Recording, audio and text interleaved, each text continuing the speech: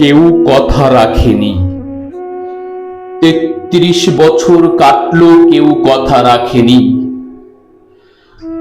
ছেলেবেলায় এক বুষ্টুমি তার আগমনী গান হঠাৎ থামিয়ে বলেছিল, শুক্লা দ্বাদশীর দিন অন্তরাটুকু শুনিয়ে যাবে।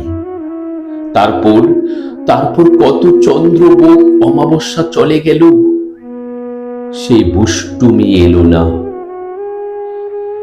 ২৫ বছর প্রতীক্ষায় আছি, মামা বাড়ির মাঝি নাদের আলী বলেছিল, বড় হও দাদা ঠাকুর, তোমাকে আমি ৩ প্রহরের বিল দেখাতে নিয়ে যাব। সেখানে পদ্ম ফুলের মাথায় সাপ আর ভ্রমর খেলা করি। নাদের আলী, নাদের আলী, আমি আর কত বড় হব? আমার মাথায় ঘরের ছাদ ফুরে আকাশ স্পর্শ করলে তারপর তুমি আমায় ৩ প্রহরের বিল দেখাবে। একটাও রয়্যাল গুলি কিনতে পারিনি কখনো। লাঠি লজেন্স দেখিয়ে দেখিয়ে চষেছে লস্কর বাড়ির ছেলেরা। ভিখারির মতো চৌধুরীদের গেটে দাঁড়িয়ে দেখেছি ভিতরে রাস উৎসব। অবিরল রঙের ধারার মধ্যে সুবর্ণ কঙ্কন পরা ফর্সা রমণীরা কত রকম আমোদে হেসেছে।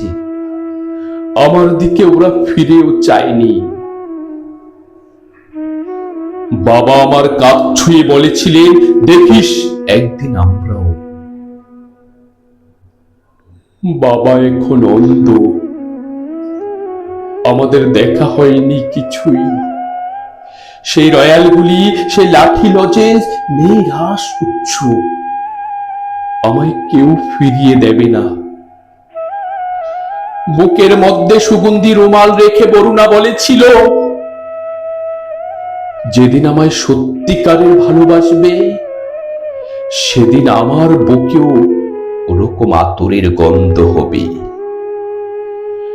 ভালোবাসার জন্য আমি হাতের মুঠোয় প্রাণ নিয়েছি, দুরন্ত সারের মতো চোখে রেখেছি লাল কাপড়।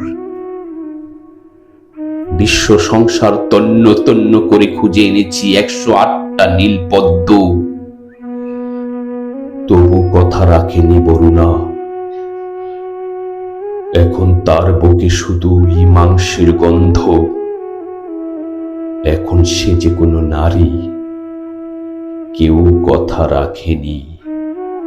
৩৩ বছর কাটলো, কেউ কথা রাখে না, কেউ কথা রাখে না।